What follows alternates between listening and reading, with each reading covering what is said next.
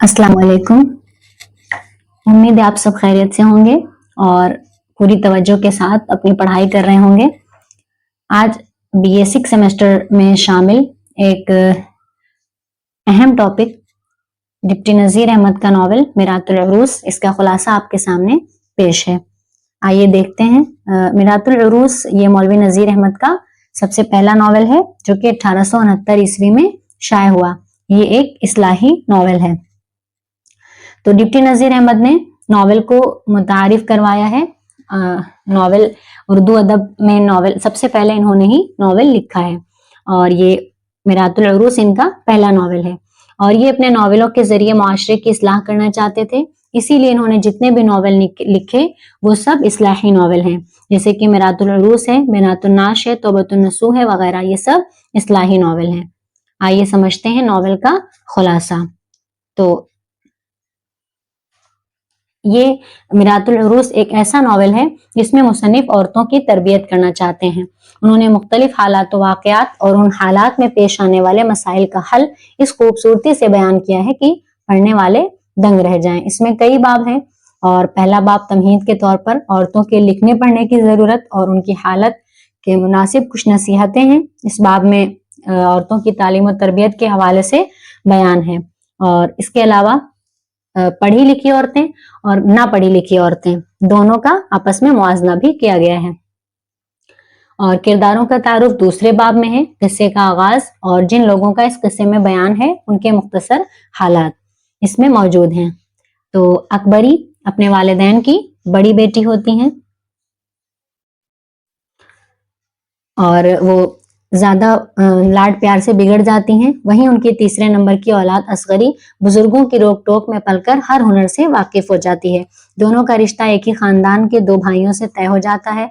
अकबरी का ब्याह बड़े बेटे मोहम्मद आकिल से, जबकि असगरी की मंगनी छोटे भाई मोहम्मद कामिल के साथ हो जाती है। तीसरे बाब में से 8वें बाब तक मुसन्निफ अकबरी की शादी और शादी के बाद के मसाइल पर रोशनी डालते हैं। यानी चूंकि वो थोड़ा फूहड़ भी थी तो किस तरह से उसकी शादी हुई और उसकी बदमिजाजी से उसके घर का माहौल बर्बाद होता है, इस सब चीज का पूरा उसमें बयान किया गया है। फिर जब शादी हो जाती है, शादी के बाद वो अलग घर का मुतालबा करती है अकबरी और उसके लिए पूरा एक जवाज अच्छा खासा पेश करती है। तो जब उनके शौहर मना करते हैं तो उसमें तरह तरह के वो उसकी वजूहात बताती है, इसलिए वो अलग रहना चाहती है। तो मोहम्मद आकिल जो बड़े बेटे हैं वो समझाने लगते हैं कि इस तरह से हमें अलग घर में नहीं रहना चाहिए।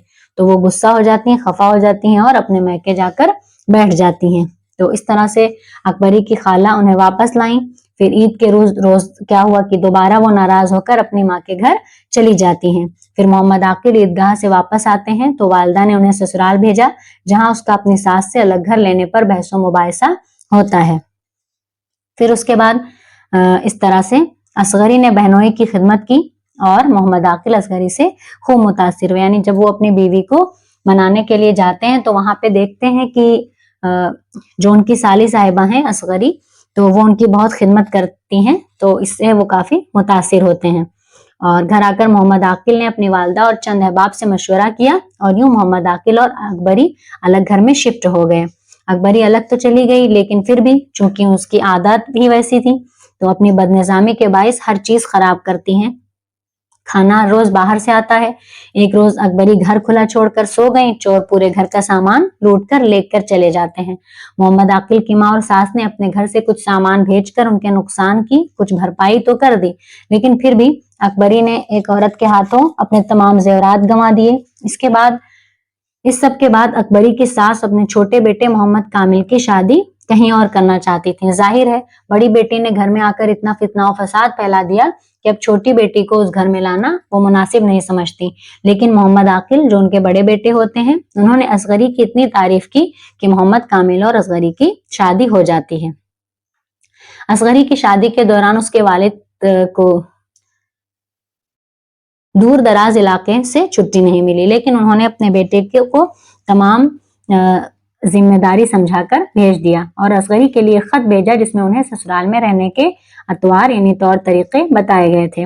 असगरी ने ससुराल में जाते ही वहां के कामों में दिलचस्पी लेना शुरू कर दिया और अपनी नंद महमूदा को भी पढ़ाने लगती है। असगरी जो घर के कामों में दिलचस्पी लेती है, उसने देखा कि घर का निजाम मामा अजमत के हाथों में है। ये एक नौकरानी होती है और आए दिन घर की चीजें और राशन भी गायब हो जाता है।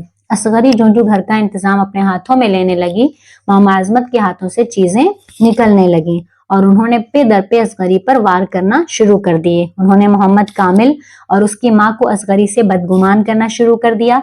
असगरी को तमाम हालात महमूदा के जबानी पता चले तो उसने अपने बड़े भाई को खत लिखा और उन्हें कहा कि आप मुझे मशवरा दें कि क्या करूं और आप अपनी नौकरी पर से वापस आते हुए दूसरे शहर से मेरे ससुर को भी लेते आए। ऐसे में मामा आजमत ने घर नीलाम होने की खबर असगरी की सास को सुनाई, लेकिन असगरी ने उसी वक्त अपनी अक्लमंदी से अपनी सास को पुरसुकून कर दिया और दोबारा उनके दिल में घर कर लिया।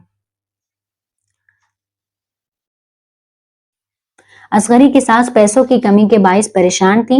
अब शब बारात भी आने वाली थी और उन्हें ख्याल था कि अब महमूदा और मोहम्मद कामिल को पटाखे छोड़ने के लिए पैसे चाहिए होंगे। असगरी को जब सास की इस बात का इल्म हुआ तो उसने अपने शौहर के सामने अपनी नंद को पटाखे फोड़ने के नुकसानात और अपनी सास की परेशानी का बताया।